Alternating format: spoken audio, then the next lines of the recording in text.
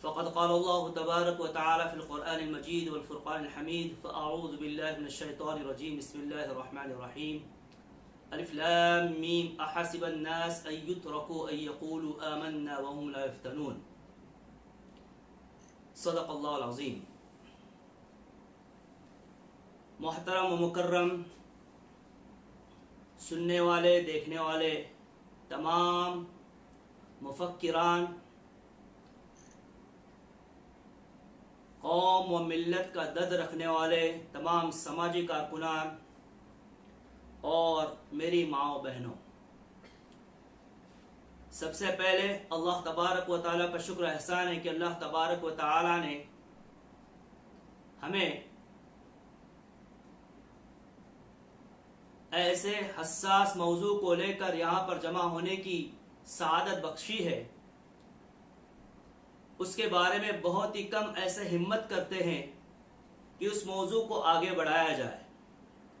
बहरहाल बड़ा हसास मौजू है, इसका भी बड़ा हसास मौजू है, इसलिए हमें चाहिए कि हम इस हसास मौजू को लेकर बड़े संजीदा हो और इसके लिए पूरी बात तवज्जो के साथ में शुरू से लेकर आखिर तक सुने।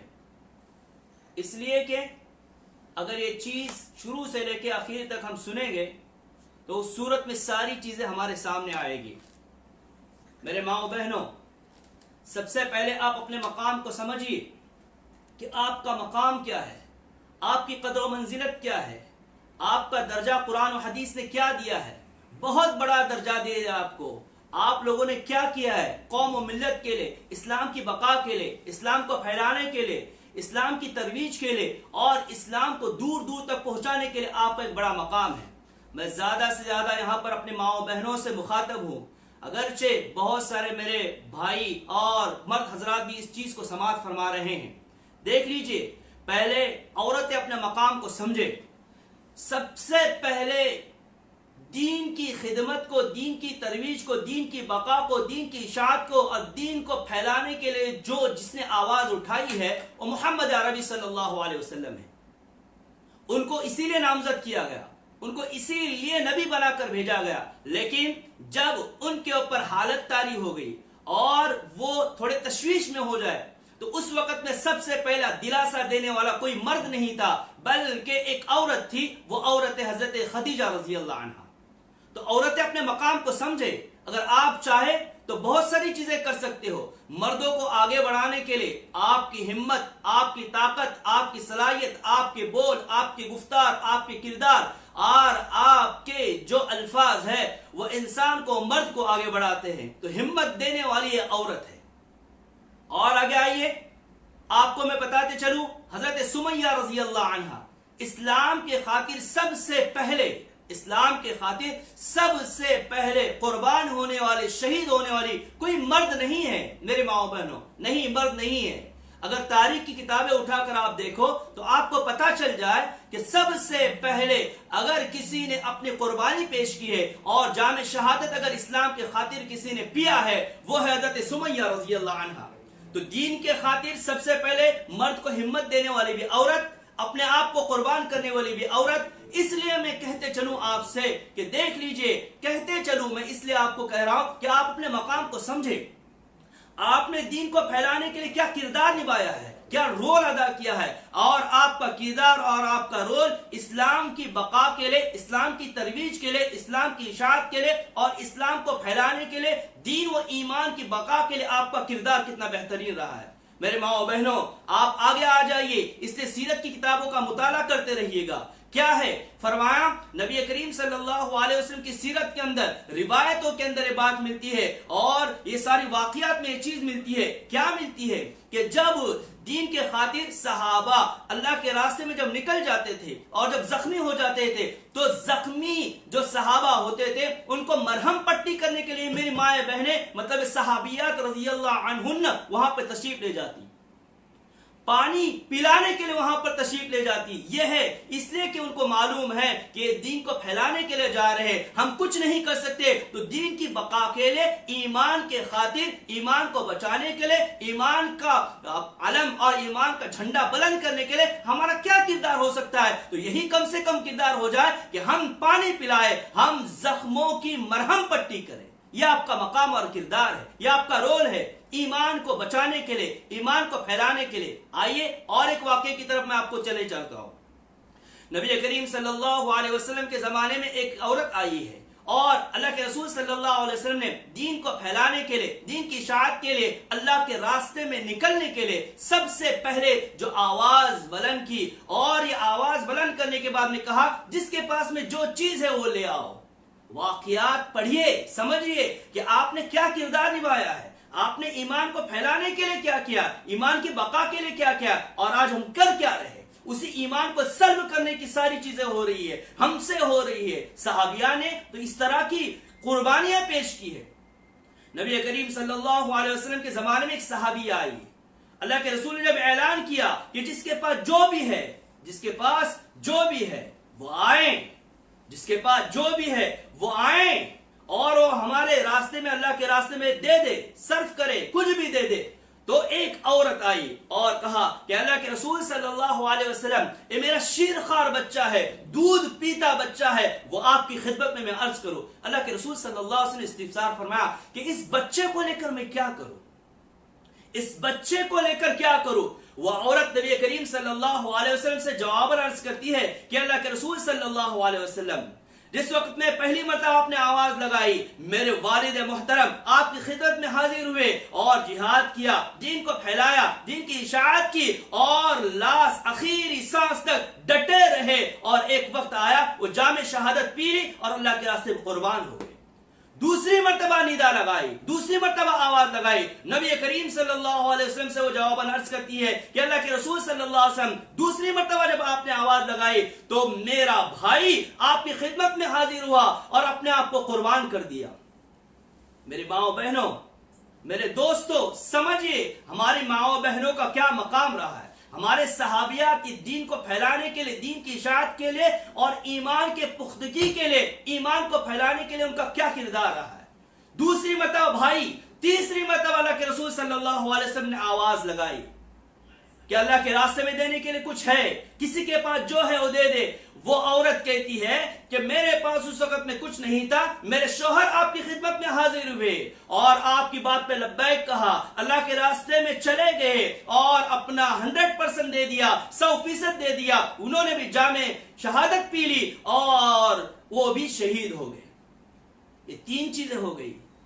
अब मेरे पास अल्लाह के रसूल सल्लल्लाहु अलैहि वसल्लम देने के लिए कुछ भी नहीं है, अब मेरे पास कुछ भी नहीं है सिवाय इसके कि शीरखार बच्चा, दूध पीता बच्चा जो है, उसके अलावा मेरे पास देने के लिए कुछ भी नहीं है। देख लीजिए, एक वो मकाम कि एक सहाबिया दीन की बका के लिए, ईमान को बचाने के लिए, ईमान को फैलाने के लिए अपने दूध पीते बच्चे को हाजिर कर रही है, और एक वो मकाम है थोड़े थोड़े अपने प्यार और मोहब्बत के लिए हम अपने दीन को, इस्लाम को बेच रहे हैं, दीन को बेच रहे हैं, ईमान सर्व होता चला जा रहा है, हम अपने ईमानी दायरे से, इस्लामी दायरे से निकल बाहर हो रहे हैं। वो औरत शीरखार बच्चे को जब नबी करीम सल्लल्लाहु अलैहि वसल्लम की हक में दे देती है तो वो औरत कहती है कि अब मेरे पास कुछ नहीं सिवाय शीरखार बच्चे के, दूध पीते बच्चे के। अल्लाह के रसूल सल्लल्लाहु अलैहि वसल्लम ने इस्तिफसार फरमाया, इसको लेके मैं क्या करूं। कहा कि जब तलवार की बौछार हो, तीरों की बौछार हो, कोई नेजा आपकी तरफ आ जाए तो ये मेरे दूध पीते बच्चे को ढाल की तौर पर इस्तेमाल करना, ताकि वो तीर, ताकि वो तलवार, ताकि वो नेजे तुम्हारी तरफ अल्लाह के रसूल सल्लल्लाहु अलैहि वसल्लम को तकलीफ न पहुंचाए। ये मेरे माओ बहनों ने कुर्बानियां पेश की है। मेरे माओ बहनों, समझो इस चीज को, मेरे दोस्तों इस चीज को समझो, ये उनका किरदार रहा है दीन की बका के लिए, दीन की इशाअत के लिए, दीन को फैलाने के लिए। मैं इन 3-4 चीजों को बड़े वजन के साथ में बार बार इसलिए बयान कर रहा हूं कि उन्होंने दीन को फैलाने के लिए सारे किरदार अदा किए, और आज थोड़ी थोड़ी बातों से अपने नफसानी ख्वाहिशात के लिए इसी दीन को दांव पे लगाया जा रहा है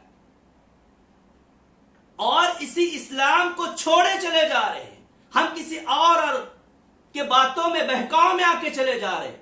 इसलिए हमें क्या करना पड़ेगा, मैंने आपको 2-3 इसके अंदर स्टेप के अंदर वो चीजें मैं आपको बताते चलूं। एक चीज मैंने बतला दिया कि औरतों की, हमारे माओ बहनों की कुर्बानियां क्या है, इससे सबक हासिल करें हम लोग और सहाबियात के वाकयात को पढ़े।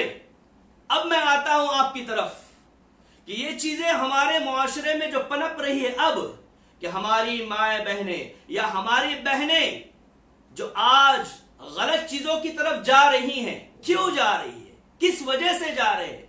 आइए, नबी करीम सल्लल्लाहु अलैहि वसल्लम के जमाने के अंदर एक वाकया है जिसको अल्लाह के रसूल सल्लल्लाहु अलैहि वसल्लम ने बयान फरमाया और कुरान के अंदर भी बयान किया गया है। अबस व तवल्ला अन जाअहुल अअमा व मा युद्रिका लअल्लहु यज़क्का औ यज़क्करु फतनफ़अहु ज़िक्रा। सूरह अबस 30वें पारे के अंदर अल्लाह तबारक व तआला ने सूरत नाजिल फरमाई है। सुनिएगा इसके शान नुज़ूल क्या, उसका पसे मंजर क्या है। कुरान जो नाजिल हुआ है उसका एक पसे मंजर है, उसका बैकग्राउंड है कुछ न कुछ। क्यों नाजिल हुआ, किस वजह से नाजिल हुआ। अब्दुल्लाह इब्न मक्तूम रज़ी अल्लाह अन्हु, अब्दुल्लाह इब्न मक्तूम रज़ी अल्लाह अन्हु नाबिना सहाबी है, अंधे सहाबी है। वो जब आ जाते थे, हजरत आयशा रज़ी अल्लाह अन्हा वहां पे बैठी हुई रहती थी। अल्लाह के रसूल सल्लल्लाहु अलैहि वसल्लम इस्तिफ़सार फरमाते कि आयशा यहां से उठ चली जाइए। हजरत आयशा ने कहा कि वो तो अंधे हैं, वो तो नाबीना हैं, उनको तो दिखाई नहीं दे रहा है, उनको दिखाई नहीं दे रहा है। तो नबी करीम सल्लल्लाहु अलैहि वसल्लम ने जवाबन फरमाया, उनको दिखाई नहीं दे रहा, वो अंधे हैं, वो नाबीना है, लेकिन तुम्हें तो दिखाई दे रहा है। सहाबियात के ईमान पर हम खदशा नहीं जाहिर कर सकते, शक शुबा नहीं कर सकते।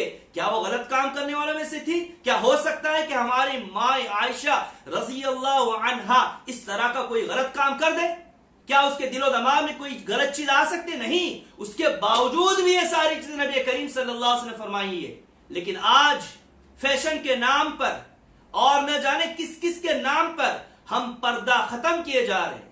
आप जाइए फुक़हा से पूछ ले, नमाज के अंदर अगर कोई गलती हो जाती है तो मर्द सुभान अल्लाह कहेगा, अल्लाहु अकबर कहेगा, लेकिन औरत को अगर लुकमा देना है तो तस्फीक लिन्निसा, वो आवाज नहीं निकालेगी बल्कि ताली मारेगी। उसके आवाज के अंदर भी अल्लाह तबारक व तआला ने एक चीज रखी है। इसलिए मेरे माओ बहनों, सबसे पहले पर्दे का एहतिमाम करें। पर्दा उस जमाने के सबसे शरीफ, सबसे बेहतरीन औरतों ने, उस जमाने के सबसे बेहतरीन मर्दों सहाबा से पर्दा किया है। तो आज हम कौन है, ऐरे गैरे नत्तू खैरे हैं। थोड़ी थोड़ी सी बात पर ये मर्द, हम लोग बहाना तलाशते रहते बातें करने का। मेरी माओ बहनों, इस चीज को समझे, पर्दे का एहतिमाम करे। आज सब उल्टा हुआ है फैशन के अंदर, उसके ऊपर मैं जाना नहीं चाहता। मर्दों को कहा गया कि टखने के ऊपर पाजामा रखे, पैंट रखे, लुंगी रखे, लेकिन आज औरतें ने ऊपर कर दी और मर्द नीचे हो गए। बहरहाल एक तो मैं बता दिया पर्दे की चीज है।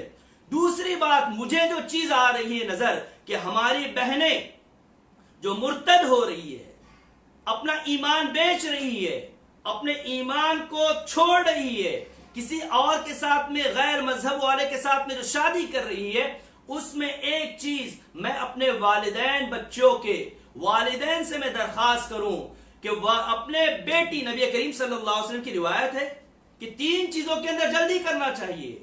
एक, जब कोई इंतकाल कर जाए तो हत्तल इम्कान उसको दफनाने में जल्दी करना चाहिए।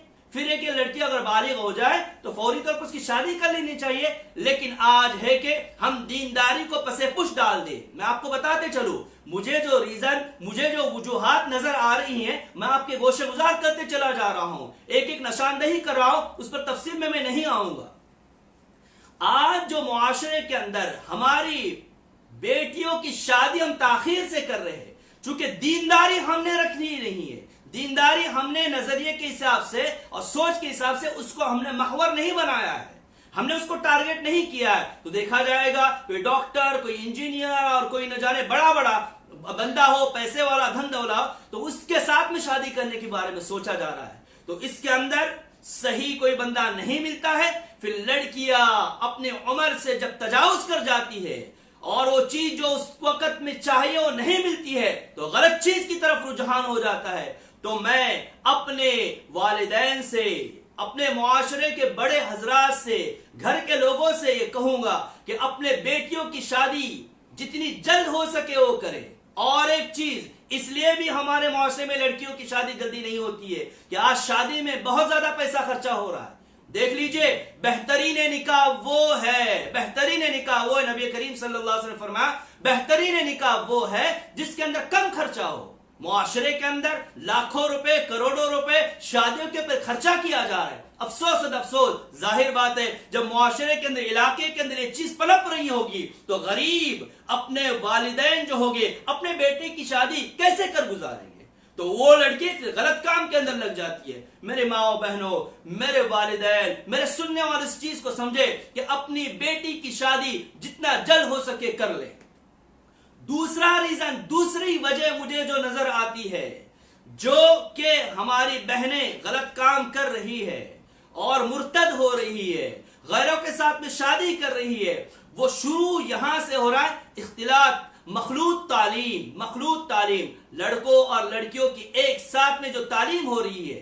अब जाहिर बात है हमारे इलाके के अंदर उस तरह की स्कूल्स नहीं है, कॉलेजेस नहीं है कि लड़कों को अलग पढ़ाया जाए, लड़कियों को अलग पढ़ाया जाए। अफसोस सद अफसोस है मुसलमानों पर, अफसोस सद अफसोस है उस मुसलमानों पर जिन्होंने मुस्कान के कहने के ऊपर अल्लाहु अकबर का नारा तो बुलंद किया।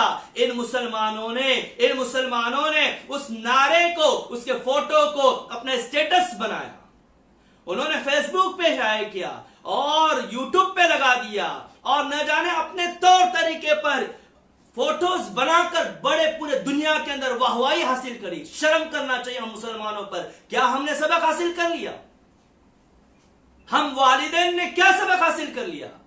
हम अहले सरवत दौलतमंद वालों ने क्या सबक हासिल कर लिया? हमारे समाजी कारकुनान ने क्या सबक हासिल कर लिया? हमारे जमातुल मुस्लिमीन के सरबराहों ने क्या हासिल कर लिया? हमारे उलमा बिरादरीन ने हमें क्या सबक हासिल कर लिया?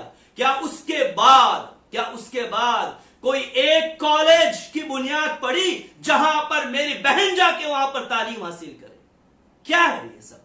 क्या हो रहा है दुनिया के अंदर? सिर्फ वाहवाही, सिर्फ दिखावा, सिर्फ जोश और खरोश में आना।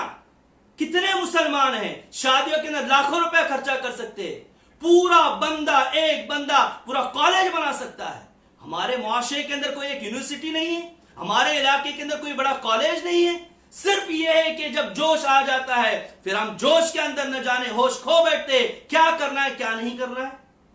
मेरे माओ बहनों, सुनने वाले समाजी कारकुनान, उलमा बिरादरी, मेरे अपने चाहने वालों जो भी है, क्यों नहीं हमने मुस्कान से सबक हासिल किया? सोचने की बात है, गौर करने का मकाम है। रत्नागिरी, रायगढ़, थाना, राजापुर, कोई भी जिले के अंदर इस तरह का कॉलेज नहीं बना। मेरे इल्म में तो नहीं आया कि मुस्कान के वाक़े से सबक लेते हुए हमारे इलाके के बड़े लोगों ने इस तरह का कोई कदम उठाया हो और मुस्बत तरीके पर आगे बढ़ रहा हो। अफसोस, माफ कीजिएगा मुझे, मेरी भी कोताही है, मेरी भी इसके अंदर कोताही है। हमारे उलमा बिरादरी जुमे के नमाज के अंदर, खुतबे के अंदर इसको ला सकते हैं, इसके ऊपर आवाजें उठा सकते हैं, मुस्तकिल मशवरे कर सकते हैं, मुलाकातें कर सकते हैं, जहन साजी कर सकते हैं, दूसरों के जहनों को बना सकते हैं। हम मिलजुल कर अगर कोई काम करे तो कोई काम नहीं मैं अकेला ही चलाता जानिबे मंजिल, लोग आते गए, कारवां बनता गया। उलमा बिरादरी जहन साजी करे, जमातुल मुस्लिमीन के सरबराह उनका साथ दे दे, पेरेंट्स अपनी बात को सामने रखें, अहले सरवत माल और दौलत वाले उसके ऊपर खर्चा और पैसा लगाए और सदके जारिया समझ के काम करे, तो कौन सी चीज वईद है? इसके ऊपर पैसा उड़ाया जा रहा है, उसके ऊपर पैसा उड़ाया जा रहा है। फ्लड के टाइम पे, सैलाब के टाइम पे माशाअल्लाह हमारे मुस्लिम बरादरी ने जो पैसा दिया है, जो पैसा खर्च किया, अल्लाह हम सब की कुर्बानी को कबूल फरमाए। क्या ये हमारी मुस्लिम बरादरी इस तरह की कोई यूनिवर्सिटी के लिए पैसा नहीं देगी? हम खुल के सामने तो आए, देने वाले बहुत है, काम खुलकर सही तौर पे करने वाले आज कम है। तो मेरे सुनने वालों से दरखास्त है कि सबसे पहले मखलूत तालीम जो है उस सिलसिले को जो बुनियाद है, लड़कों की तालीम अलग हो, लड़कियों की तालीम अलग हो, इसको हम महवर बनाए। और आज की महफिल, आज की मजलिस इस बात का अज़्म करके हमको उठना है कि आज के बाद किसी ऐसी चीज की बुनियाद डाले, मुस्कान को चाहे तो हम मरकज बनाए, नाम दे दे चाहिए तो उसका जो भी बनता है, अपने जात से इस काम को कर गुजरने के लिए अपना जो रोल, जो किरदार हम निभा सकते हैं उसको निभाने की कोशिश करें। तीसरी चीज जो मेरे जहन के अंदर जो बात आ रही है वो समझ लीजिए, हमारी बहनें कॉलेज में जब जाती है, मुआशरे के अंदर एक 10 साल से आगे बात आ रही है। क्या आ रही है? यही बात आ रही है कि हमारी बेटियां आगे बढ़े, मेरी बेटी आगे बढ़े, मेरी बेटियां आगे पढ़े, आगे बढ़े। आगे बढ़ने पढ़ने के अंदर हमने ईमान को सल्ब कर लिया, ईमान को पसेपुल डाल दिया। समझ लीजिए, मैं आपको समझाता हूं, इस बात को समझाता हूं, इस बात को मैं समझाता हूं, किस तरह समझाता हूं। देख लीजिए, एक बूढ़ा वालिद है, ये मुआशरे के अंदर जो आ रहे हैं ना कि मेरी बेटी पढ़े, मेरी बहन पढ़े, वो आगे बढ़ना चाहिए, खुद मुख्तार होना चाहिए, खुद कफील होना चाहिए, अपने पैरों पर खड़ी होना चाहिए, और वो बड़े डॉक्टर बने, इंजीनियर बने, वकील बने, ये बने, वो बने, सब कुछ बने, सब कुछ बने, लेकिन मुसलमान तो बने पहले, इस्लामियत तो उसके अंदर हो, ईमानियत तो उसके अंदर हो। अब आगे बढ़ाने के अंदर वालिद बूढ़ा है, बेचारा रिटायर हो चुका है, बेटी को पढ़ाना है। अब बेटी को पढ़ाना है, लोग क्या कहेंगे?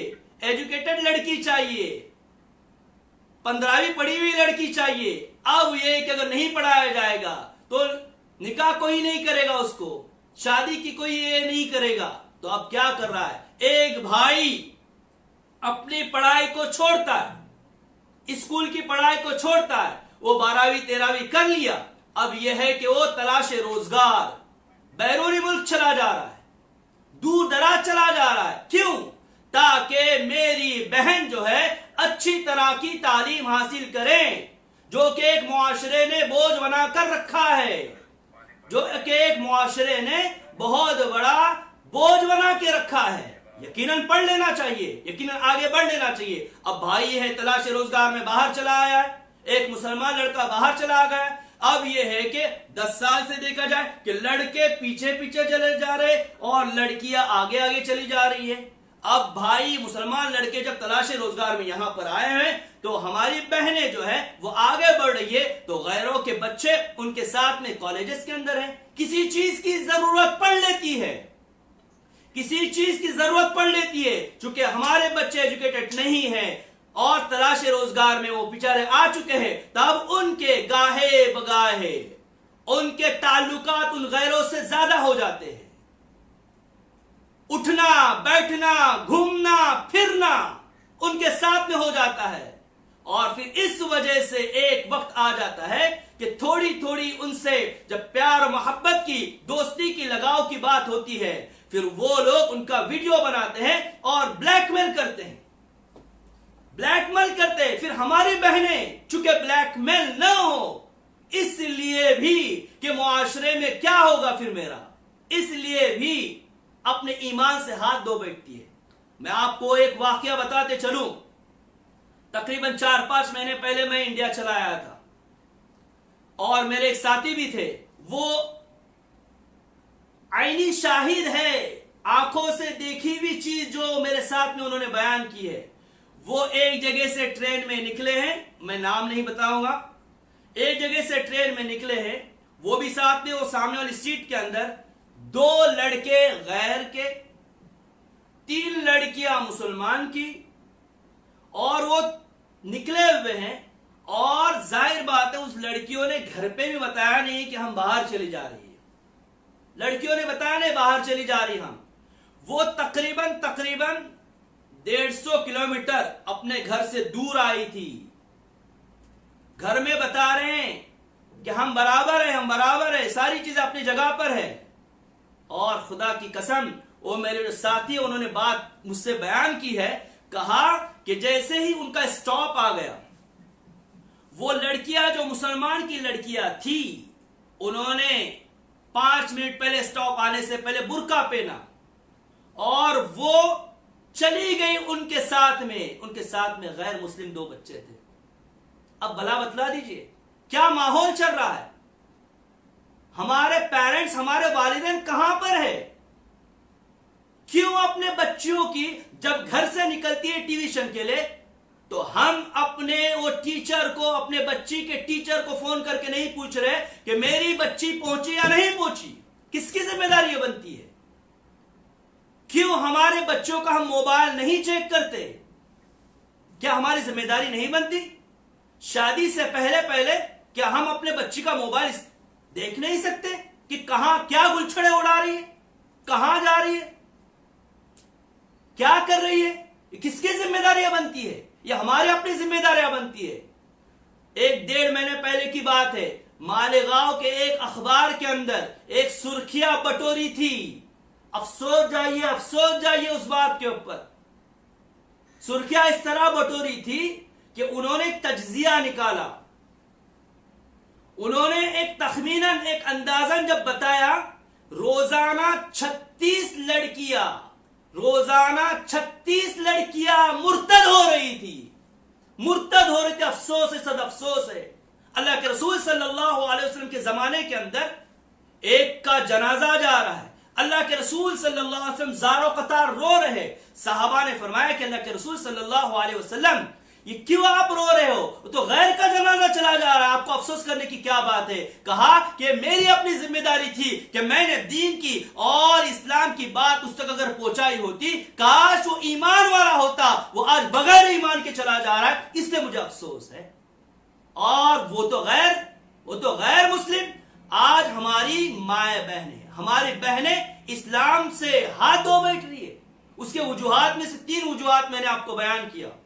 फिर यह कि आजादी निस्वा के नाम पर बिला वजह आजादी दी गई है हमारे बहनों को। नहीं, जब तक के शादी नहीं होती है हम बराबर उनकी निगरानी करें। क्यों ना निगरानी करें? निगरानी करना जरूरी है। सैर व तफरी कर रहे हैं, यहां वहां जा रहे हैं, इसके साथ में उसके साथ में बैठ रहे, उठ रहे, बातें कर रहे हैं, गुलछरे उड़ा रहे हैं, किसकी अपनी जिम्मेदारी है? वालिदैन की जिम्मेदारी बनती है कि वालिदैन अपनी जिम्मेदारी निभाएं। कुल्लुकुम राइन व कुल्लुकुम मसऊलुन अन रइयतिही कमा क़ाल अलैहिस्सलातु वस्सलाम। वालिदैन की जिम्मेदारी, वालिदैन अपने बच्चों की बराबर परवरिश करे, तरबियत करे। असातिज़ा की बराबर है कि उनको बराबर तालीम दे। समाजी कारकुनान अपनी जिम्मेदारी निभाएं। आज जमातुल मुस्लिमीन का काम मोहताज बन गया है। एक हद तक वो लोग काम करते हैं। शादी जवन बनवला आणि जी दिलेला होता तितका बराबर आपला केला, जितका घरवाल्यांनी बोलला होता काजवाल्यांनी की इतका हिना 20 किलो या 100 किलो के अंदर गोश्त के अंदर इतने लोगों को बनाना है और ये करना है और ये सारी चीजें, तो वो जिम्मेदारी हकदाना ले ली है तो हमारी जिम्मेदारी खत्म हुई। अरे मोहल्ले के अंदर मंशियात के अड्डे खुले हुए, उसको बंद करना किसकी जिम्मेदारी है? क्या आपकी जिम्मेदारी सिर्फ कोई मर गया तो जनाजा दफन करने तक है, गुस्ल देने तक है, या शादी करवाने तक है, चायपान करने तक है? मोहल्ले में शराबखोरी के अड्डे खुल रहे, मंशियात के अड्डे खुल रहे, गलत चीजें हो रही है, सट्टा खेला जा रहा है, तो वो बंद करना किसकी जिम्मेदारी है? किसकी जिम्मेदारी है? ये सारी चीजें जो हो रही है उसकी किसकी जिम्मेदारी है? क्यों एक प्लेटफॉर्म पे नहीं आते? साल में कोई एक ऐसा 4-5 महीने ही पहले मुतय्यन करे, एक ही जगह पे इज्तिमाई शादी का प्रोग्राम हो, ताकि अमीर गरीब सारे एक प्लेटफॉर्म पे आ जाए और एक अच्छी रिवायत जो कहीं से शुरू हो चुकी है तो उसको आगे बढ़ाया जाए। ये भी तो हो सकता है। तो जमातुल मुस्लिमीन अपना काम करे और वो मुहतात अंदाज में न रहे। उलमा को चाहिए कि मस्तूरात को जमा कर मुहतात अंदाज में उनकी दीनी इस्लाही बेदारी मुहिम छेड़े, जुमे के खुतबात के अंदर उसकी तरफ निशानदही करे और उलमाए दीन इस चीज को मुहिम की शक्ल में इख्तियार करे। मुहिम की शक्ल में, ये नहीं कि हो गया खत्म हो गया। दूसरी बात यह है कि मैं अपने माओ बहनों से, अपने वालिदैन से, अपने सुनने वालों से दरखास्त करता हूं कि अपने घरों के अंदर इस्लामी दीनी सीरत की किताबें, सहाबियात के वाकयात को रोजाना पढ़ने का मामूल बनाए। ये नहीं एक दिन पढ़ लिया, दूसरे दिन छुट्टी, तीसरे दिन छुट्टी, चौथे दिन छुट्टी, नहीं। या हफ्ते में एक मरतबा कहीं इज्तिमा होता है उसमें शिरकत करें, नहीं। हमको चाहिए कि हम पाबंदी के साथ में सहाबियात के वाकयात को उनके सामने रखे, उनको बताया जाए, उनको पढ़ाया जाए। रियादुस सालिहीन को पढ़ ले, हयातुस सहाबा को पढ़ ले, जो भी चीज हदीस की मुस्तनद है वो हमारे सामने आए, उलमा से राब्ता करे। अपने घर वाले जो आपके हैं वो उलमा से राब्ता करके आपको किताब दे देंगे। जो भी बनता है हम कर गुजरिए। मैं वापस आपसे कहूं कि ये मोटी मोटी जो चीजें थी मैंने आपके सामने रखी है। एक तो ये है कि शादी जितनी जल्द हो सके उसकी करने की फिक्र करे। दूसरी है कि मखलूत तालीम है उस सिलसिले को खत्म करने की कोशिश करे। तीसरी चीज है कि इस्लामी तालीमात जिनमें सहाबा इकराम और सहाबियात की सीरत हो रोजाना घर में पढ़ने का मामूल बनाए।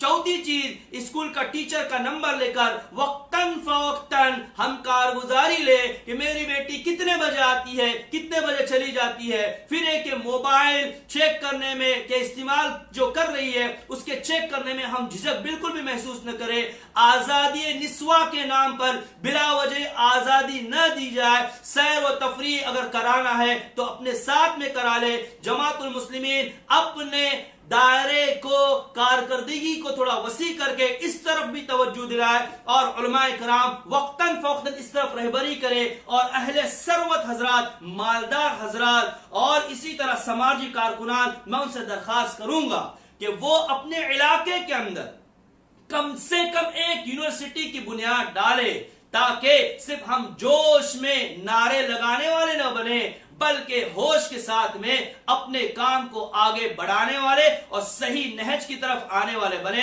अल्लाह तबारक व तआला अमल करने की तौफीक नसीब फरमाए। माफ कीजिएगा अगर सख्ती के साथ में किसी की दिल शिकनी हो गई हो, दिल आजारी हुई हो, अगर किसी को तकलीफ पहुंची हो तो माफ कीजिएगा। लेकिन जो बातें थी मेरे दिलो दिमाग में कई दिनों से कि हम इसके ऊपर जो चल रही थी मैं आपके सामने अपना समझकर, अपना भाई समझकर, अपना बेटा समझकर, या कि जो समझना है वो समझकर, एक कारकुन समझकर मैं आपके सामने पेश किया हूं। बस दुआ फरमाइए अल्लाह कहने सुनने अमल करने की तौफीक नसीब फरमाए। और हमारी जो टीम इस मामले में काम कर रही है उनको भी अल्लाह तबारक इस्तिकामत नसीब फरमाए। और जाहिर बात है ये जो हमने ये कदम उठाए हैं हम मुस्तकिल इसके ऊपर काम कर रहे हैं। अब ये है कि अभी तक जितनी भी बातें हो रही है वो दर्स के लाइन से हो रही थी, समझाने के लाइन से हो रही थी। कुरान और हदीस के रोशनी के अंदर हमारे साथी मुफ्ती दाऊद साहब है, मौलाना उमर हमस्कर है, मुफ्ती हुसैन वगैरह उसकी तरफ रहबरी कर रहे थे। अब जाहिर बात है हमने सोचा कि थोड़ा अलग ढंग से कोई बात करे आपके सामने। बहरहाल मैं चाहूंगा कि इस अपने महफिल और मजलिस के जरिए से कोई एक अच्छी चीज हमारे कम से कम कानों में पड़े, दिल पे आ जाए और हम अमल पे आ जाए। अल्लाह तबारक व तआला अमल करने की तौफीक नसीब फरमाए। जज़ाकुमुल्लाह खैरा। किसी को कुछ कहना है तो कहिए।